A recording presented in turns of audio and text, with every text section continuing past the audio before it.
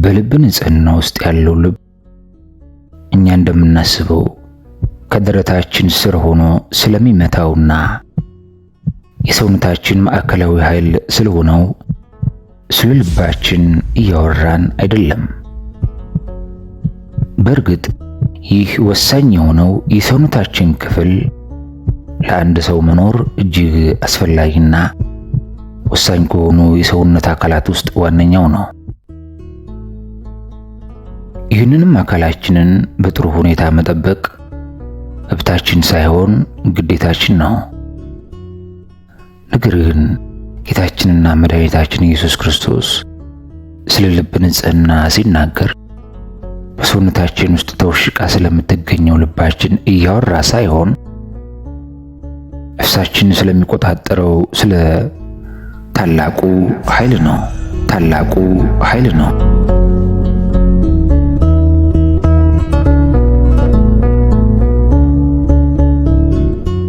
ውድ ምክረ ቅዱሳን ቤተሰቦች፣ እንደ እግዚአብሔር ቅዱስ ፈቃድ ንጽህና በዋነኝነት በልብ ውስጥ ለምን ይመሰረታል? የተበከለ ልብ ምልክቶችስ ምንድናቸው? የሚለውን ልብ ላይ ያተኮረውን መንፈሳዊ ምክር አባታችን አቡነ ሽኖዳ ሳልሳዊ እንዳስተማሩን ወደ እናንተ ይዘን ቀርበናል። ይህንን መንፈሳዊ ምክር እስከ መጨረሻው ተከታተሉ ዘንድ እንዲሁም ላይክ በማድረግ ትጀምሩ ዘንድ በአክብሮት እንጠይቃለን።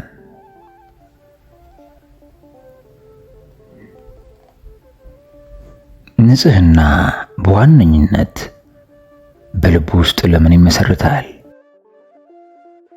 የዚህ ዋነኛ ምክንያት ልብ ንጹህ ካልሆነ ንጽህናችን ከፈሪሳውያን ንጽህና በምንም መልኩ ስለማይለይ ነው። የፈሪሳውያን ቅድስና በዋናነት በውጫዊ ነገሮች ላይ እየተመረኮዘ ነው። ስለ ልብ ንጽህና ፈጽሞ አያስቡም። እናንተ ግብዞች ፈሪሳውያን ወዮላችሁ የተባለውም ለዛ ነው። የሰው ልጅ ስንባል የበላንበትን ሳህንና የጠጣንበትን ብርጭቆ ለማጽዳት እጅግ የምንጠነቀቅ ሲሆን በውስጣችን ያለውን ስግብግብነትና ራስ ወዳድነት ግን ለማስወገድ በእጅጉ ሰነፎች የሆንን ፍጥረቶች ነን። የሰው ልጅ ማለት ልክ እንደ በውብ እብነ በረድ የተገነባ የመቃብር ስፍራ ማለት ነው። ከውጭ ላየው የመቃብሩ አሰራርና የድንጋዮቹ ውበት ለዓይን ማራኪ ነው። ነገር ግን ውስጡ በበሰበሰ ስጋና አጽም እንዲሁም በሚከረፋ ጠረን የተሞላ ነው። ፈሪሳውያንም እንዲሁ ከላይ ሲታዩ ጥሩ ይምሰሉ እንጂ ልክ በጥሩ ቀለም እንደተሸፈነ የበሰበሰ እንጨት ናቸው። ልክ በወርቅ እንደተሰራ የጭስ ማውጫ ቢሆኑም ከውስጡ ከጥቀርሻና ጭስ የዘለለ ነገር አይወጣም። እኛም እንዲሁ እግዚአብሔር በአፋችን ውስጥ እንጂ በሕይወታችን ውስጥ የለም። ታዲያ ይህ የይምሰል አካሄዳችን በመተው በልባችን ላይ የበለጠ መስራት አለብን። እንደ ንጉሥ ሴት ልጅ ውስጣችንም የከበረ ሊሆን ይገባል። ያለዚያ የኛ ንጽህና የፈሪሳውያን አይነት ነው። ክርስቶስም እንዲህ ብሏል፣ አሁንም ጽድቃችሁ ከጻፎችና ከፈሪሳውያን ጽድቅ ካልበለጠ ወደ መንግሥተ ሰማያት እንደማትገቡ እነግራችኋለሁ ብሏል። የማቴዎስ ወንጌል ምዕራፍ 5 ከቁጥር 20። ልባችን በተለየ መልኩ ንጹህ መሆን የሚገባበት ሌላኛው ምክንያት ልብ የእግዚአብሔር ዋና ማደሪያና መቀመጫ ስለሆነ ነው። እግዚአብሔር በልብ ውስጥ ያድራል። ለእርሱ ማደሪያ የሚሆን ልብን ይወስዳል። ኢሳይያስ 57 ቁጥር 15። ስለዚህ ንጹህና ፍጹም ቅዱስ መሆን አለበት። የንጉሱ ቤተ መንግስት በተለይም የዙፋኑ መቀመጫ ምንጊዜም ከቆሻሻ የጸዳ መሆን አለበት። በተመሳሳይ አካላችን የመንፈስ ቅዱስ ማደሪያ ከሆነ አካላችንን ከብክለት መጠበቅ አለብን። ልባችን ደግሞ የመንፈሳችን ዋና መቀመጫ እንደመሆኑ መጠን ከዘራፊ ልንጠብቀው ይገባል። ልባችን እግዚአብሔር ለመኖር የሚመርጠው ቦታ እንደመሆኑ መጠን እንዳናረክሰው ልንጠነቀቅ ይገባል። ያ ቦታ በቅዱስ እንባ ሊታጠብ ይገባል። አስቀድመን እንዳልነው አካላችን የመንፈስ ማደሪያ እንደመሆኑ መጠን ከቆሻሻ ነገር ልንጠብቀው ይገባል። በተለይ ደግሞ ልባችን ንጹሕ መሆን አለበት። ምክንያቱም የምናደርገውን ሁሉ የሚቀድሰው ልባችን ስለሆነ ነው። ልብ የተቀደሰ ከሆነ የምንሰጠው ፍቅር ቅዱስ ይሆናል፣ ተግባራችንም ቅዱስ ይሆናል። መሠዊያው መባውን ይቀድሳል። ማቴዎስ 23 ከቁጥር 19። ያ ማለት መሠዊያውን የሚቀድሰው ልባችን ነው ማለት ነው። ሮማውያን ውሃ የሚቀዱባቸውን ምንጮች ከብክለት ለመከላከል የተቻላቸውን ሁሉ ያደርጉ ነበር። እንዲሁ ልባችን የሁሉም ድርጊቶቻችን ምንጭ እስከሆነ ድረስ ከየትኛውም ብክለት ልንጠብቀው ይገባል። በእግዚአብሔር ዓይን ውስጥ ነፍሳችን ውብ ሆኖ እንዲታይ የሚያደርገው የልባችን ንጽሕና ነው። ልባችን ንጹሕ እስካልሆነ ድረስ መንፈሳዊ ለምጻሞች ነን። እግዚአብሔር ከንጹሕ ልብ ጋር እጅግ የጠበቀ ፍቅር አለው። ምክንያቱም በዚያ የራሱን ምስል ተስሎ ያገኘዋልና ነው። ቅድስና የመላእክት የክብር መገለጫ ነው። መላእክት ንጹሕ የሆኑ ድንግል መናፍስት ናቸው።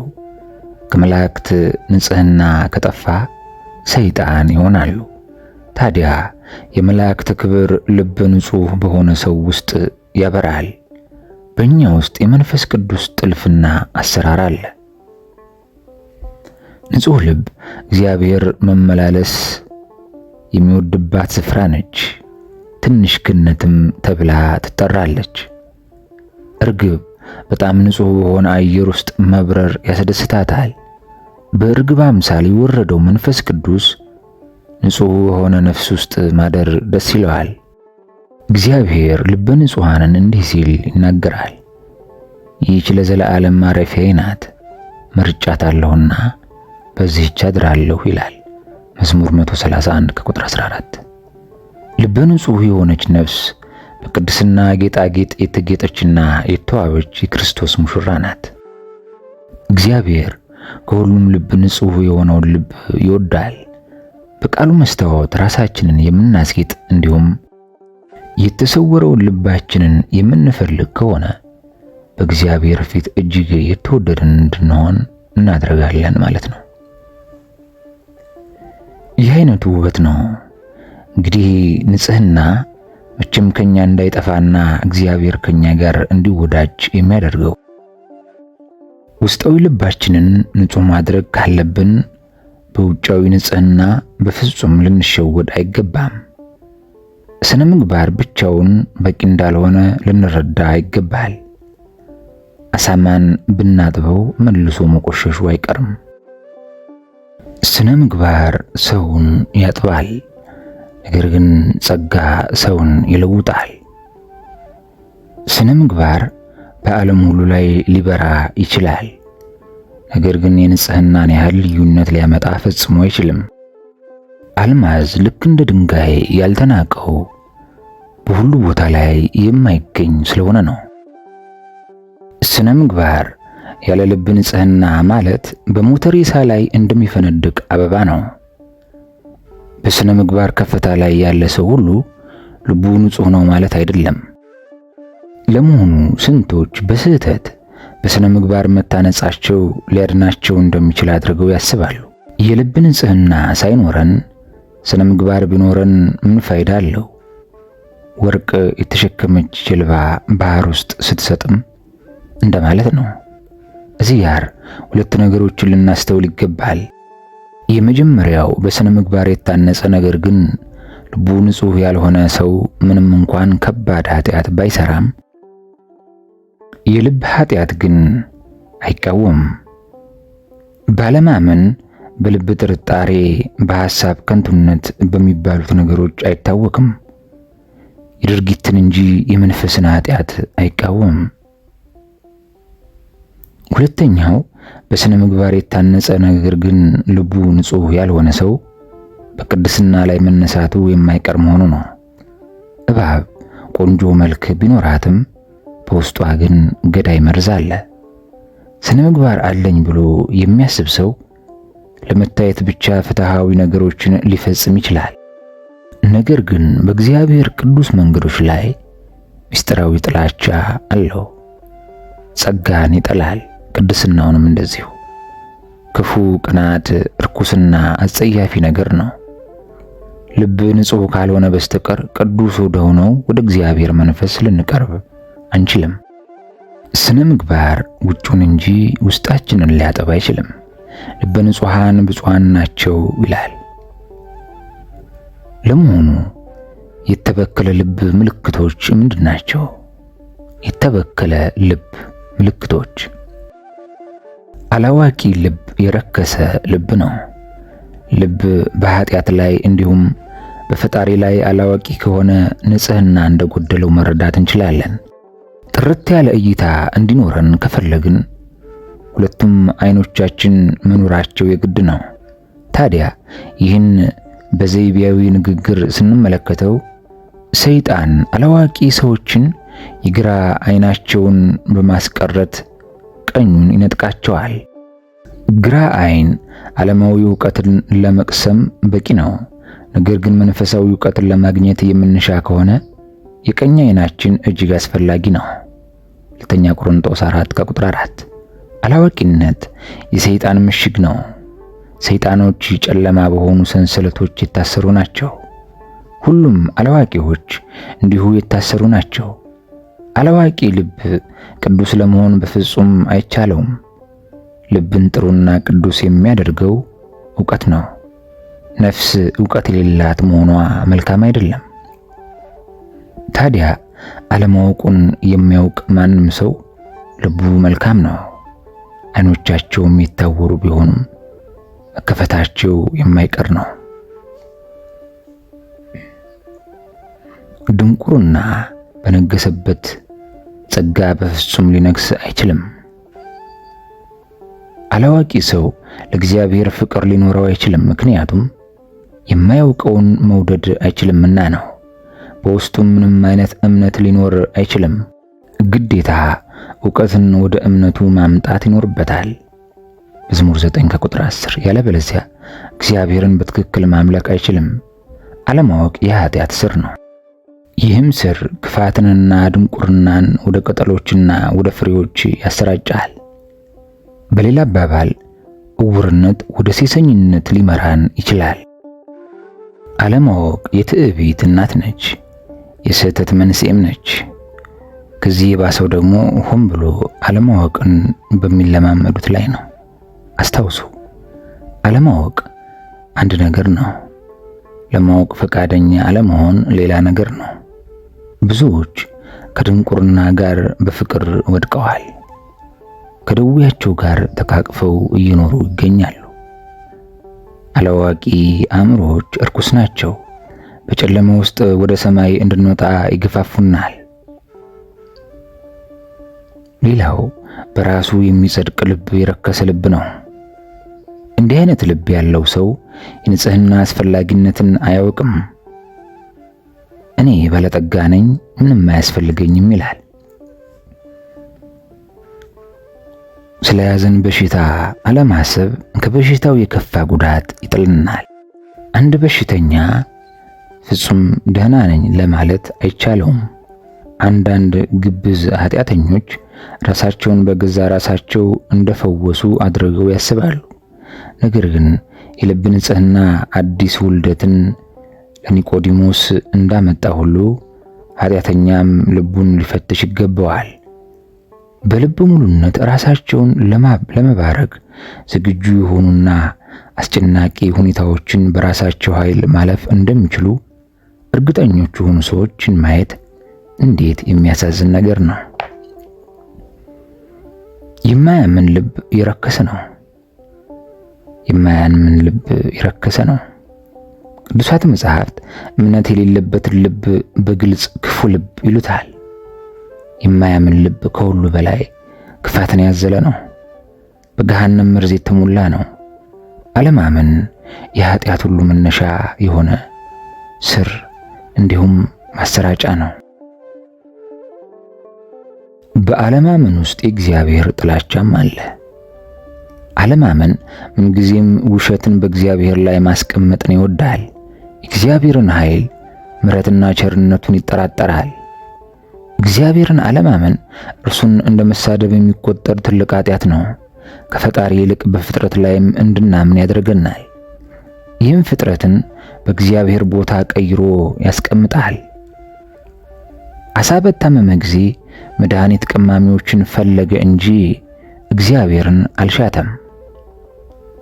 ከእግዚአብሔር ይልቅ በሐኪሙ ላይ ተመክቶ ነበር።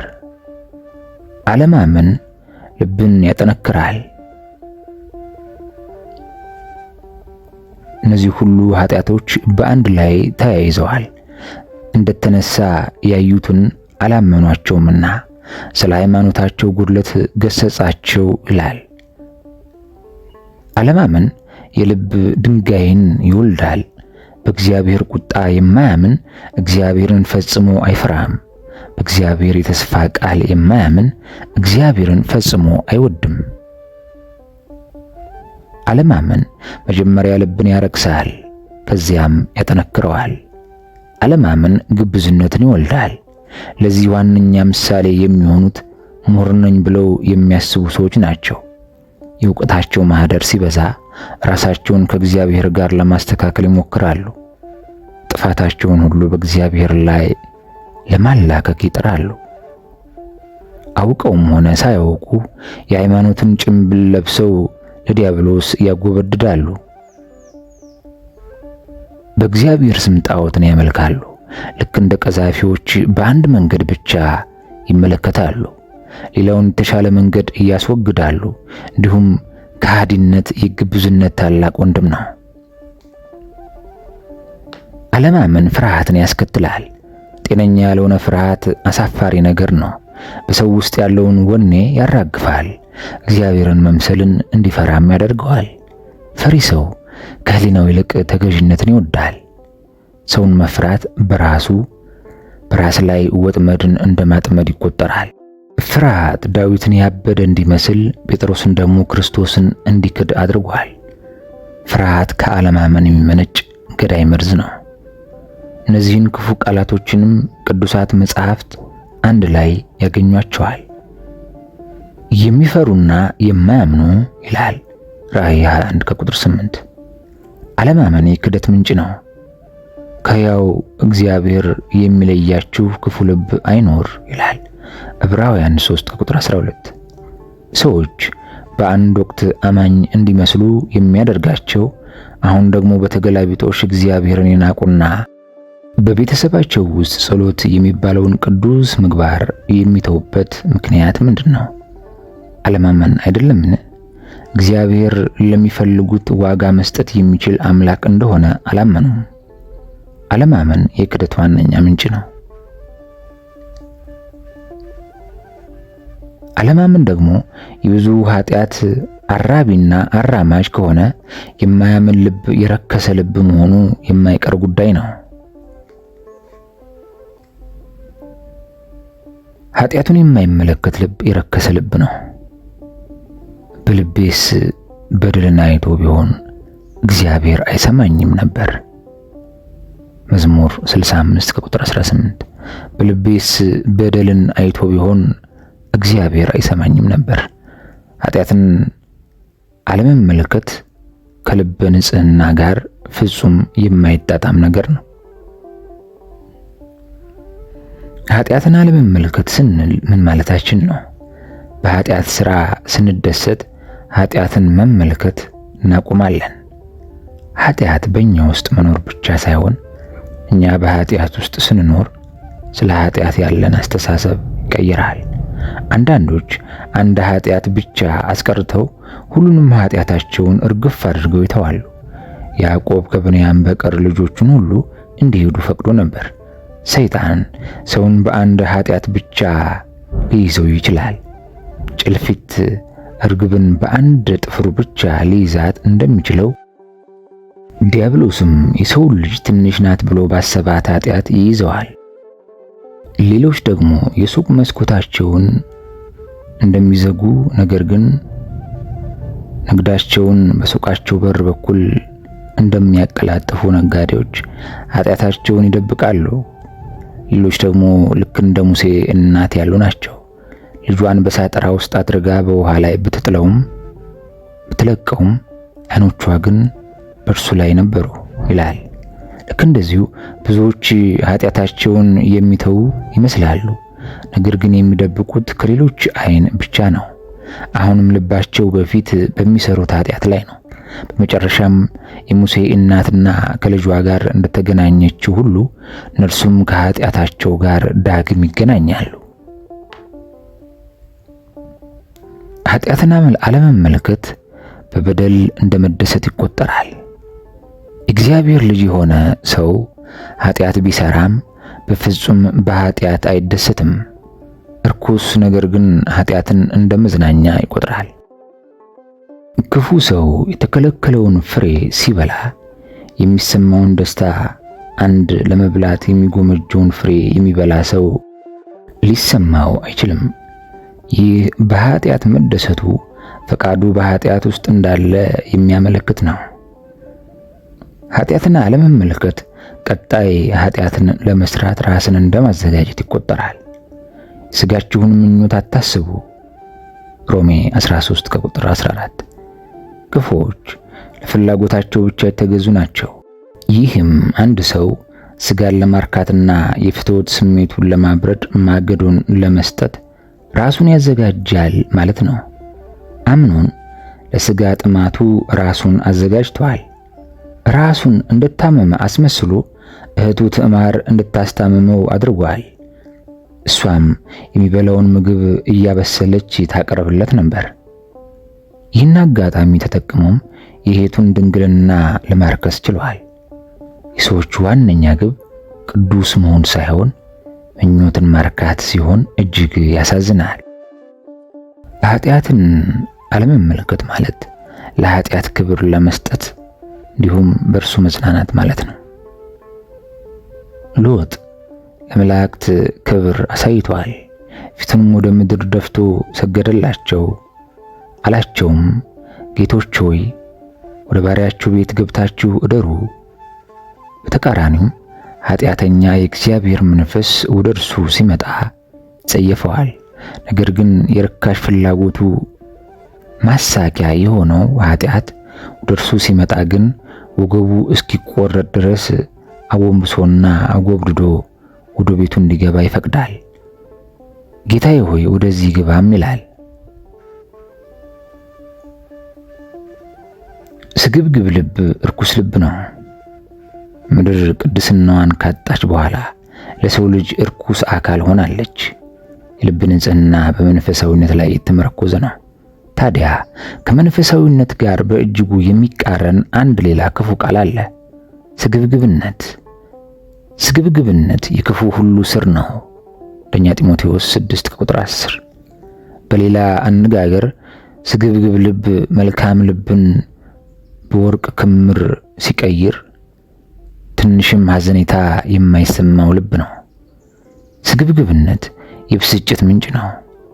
ስግብግብ ሰዎች ሌላው ለምን በለጠን በሚል መንፈስ ብስጭትን በውስጣቸው ይዘራሉ።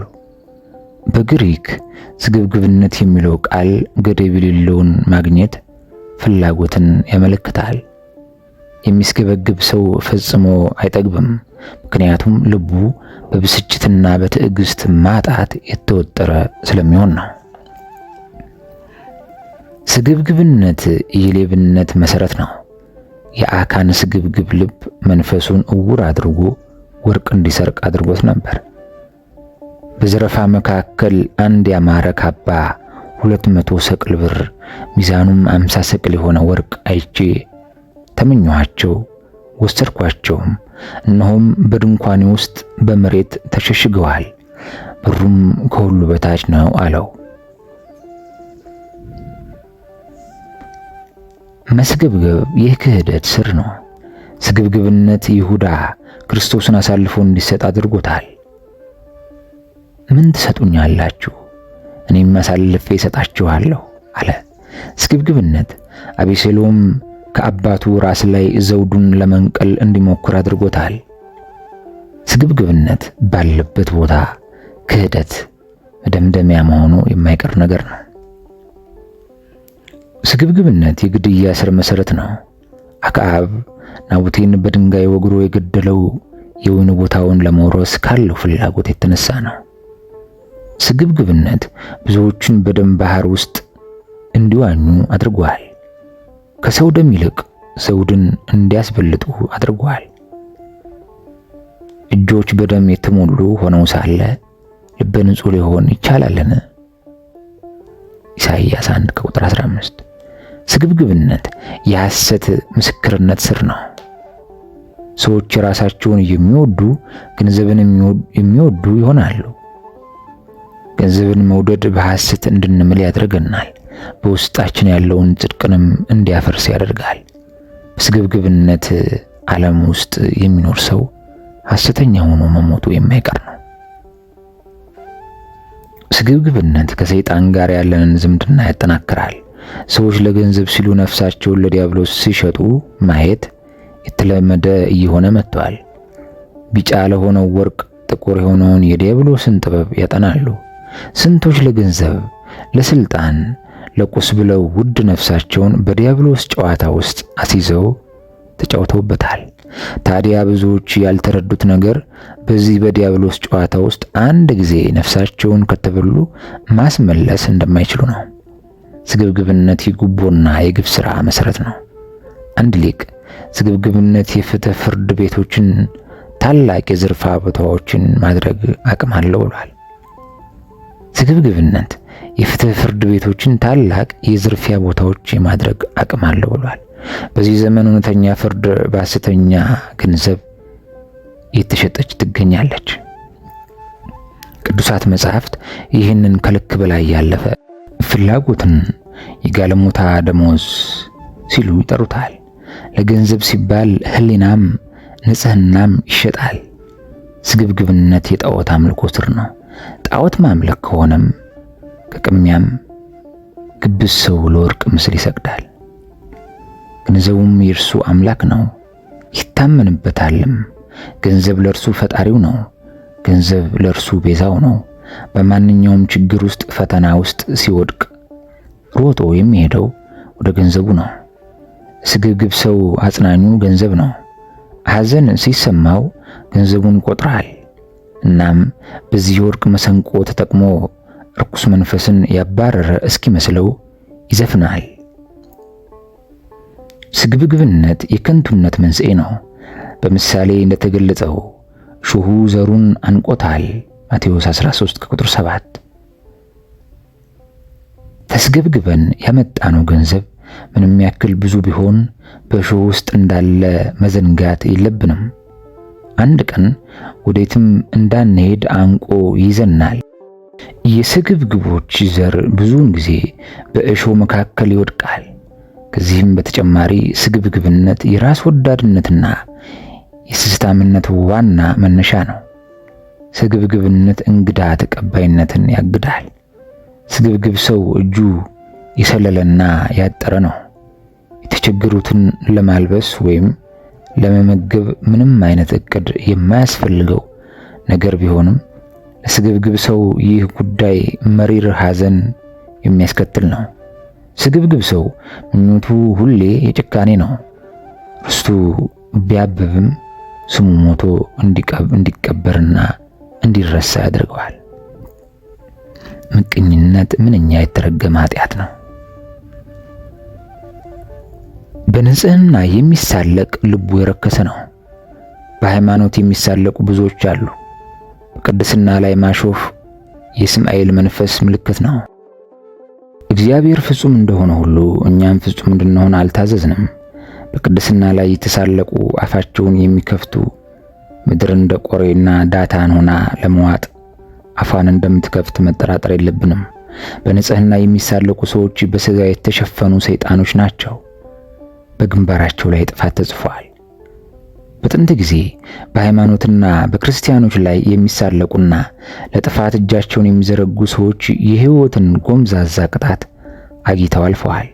በንጽህና ላይ የሚያላግጡና የሚሳደቡ እግዚአብሔር ንስሐውን ካልሰጣቸው በስተቀር የገነት ደጅ ውስጥ እግራቸውን እንደማይረግጥ የተረጋገጠ ነው እያለ ይህ መንፈሳዊ ምክር ይቀጥላል። በቀጣይ ሶስተኛውን ክፍል የንጹህ ልብ ምልክቶች ምን እንደሆኑ እናያለን። በቀጣይም ይህን ንጹህ ልብ እንዴት ማግኘት ይቻላል ስለሚለውም ሰፋ ባለመልኩ እናያለን። እስካሁን ለሰማነው መንፈሳዊ ምክር ልቦናችን የነቃ የቀና ያደርገው ዘንድ በውስጣችንም እግዚአብሔር ያሳድርብን ዘንድ እግዚአብሔር ቅዱስ ፈቃድ ይሁን። አሜን።